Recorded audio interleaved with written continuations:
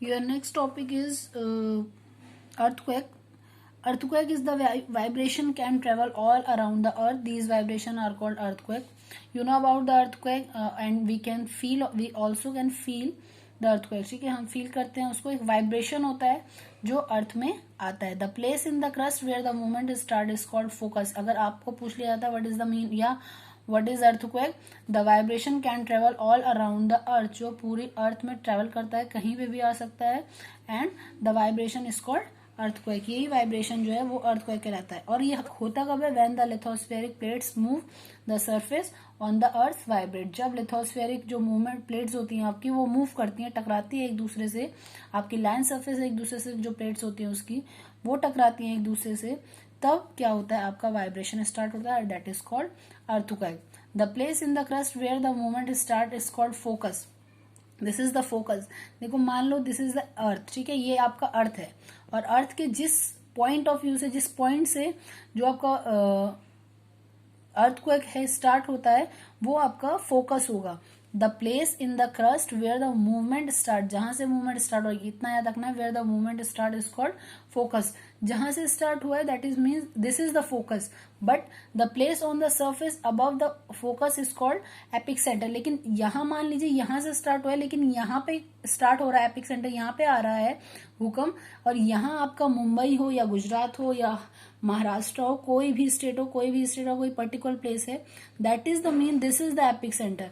किस लेवल से आ रहा है? This is the mean of the, this is the where the earthquake occurs. It is the origin is the seismic energy. जहां से energy increase हो रही है, क्रिएट हो रही है, that is mean this is the focus. वो तो फोकस हो गया. लेकिन जब टॉप ऑफ द अर्थ आएगा, जब अंदर से आ रहा है, इंटीरियर अंदर से आ रहा है, जब धीरे धीरे धीरे धीरे अर्थक्वेक ऊपर आता है, जिस पॉइंट पे आता है, जिस जगह पे वो आएगा, जिस प्लेस पे वो इम्पैक्ट करेगा, वो होगा आपका एपिक सेंटर. मान लीजिए क्रस्ट से आ रहा है, मेटल से आ रहा है, कोर से आ रहा है. आपने अर्थ ऑफ लेयर्स पढ़ लिए हैं.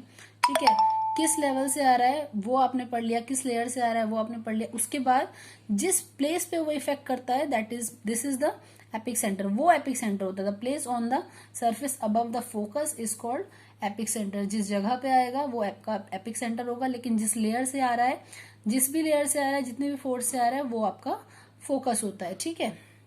Vibration travels outwards from the epic center as waves. Greatest damage is usually closest to the epic center and the strength of the earthquake decrease away from the center. तो अब क्या कह रहे हैं? आपका greatest damage is usually closest. जहां पे earthquake आएगा, जहां पे उसका epic center होगा, उसके नियरेस्ट प्लेसेस में ही ज्यादा डिस्ट्रक्शन, मतलब नुकसान होगा आपको, या ह्यूमन बींग्स को या एनवायरमेंट को. उसकी जो ज्यादा जितनी जितनी दूरी पर, एपिक सेंटर की जितनी दूरी पर आपका अर्थक्वेक होगा, उतना ही कम डिस्ट्रक्शन होगा. ठीक है. लेकिन जो उसके एपिक सेंटर के जितनी नियरेस्ट होंगी चीजें, एपिक सेंटर के जितनी नियर चीजें होंगी, डिस्ट्रक्शन वहां पर ज्यादा होगा. और जितनी दूरी पर चीजें होंगी, डिस्ट्रक्शन वहां पर कम होगा.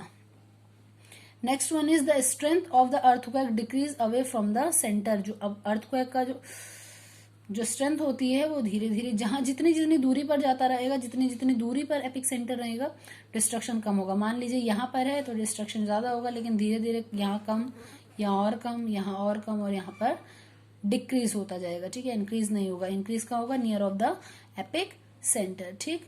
होप सो क्लियर हो रहा होगा आपको. नहीं होता है तो आप पूछा करिए.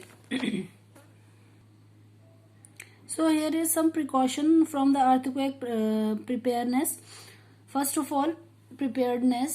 First of all, where the take shelter during the earthquake. कहाँ हमें shelter लेना है? Safe spots कहाँ है? Under the kitchen counter, table, desk, and against in the inside corner of the wall. आप ऐसी जगह जाइए जहां पर आपके काउंटर्स बने हुए हैं किचन के, टेबल्स के नीचे जा सकते हो, डेस्क पे जा सकते हो.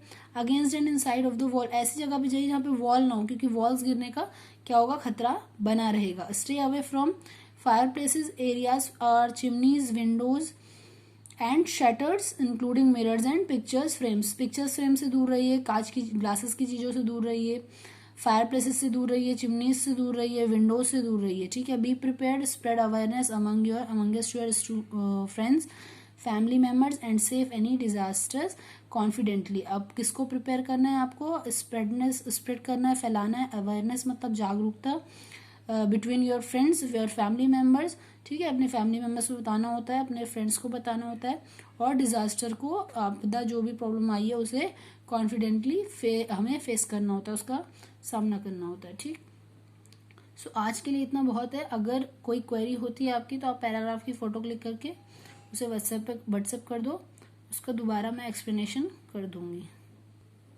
Thank you.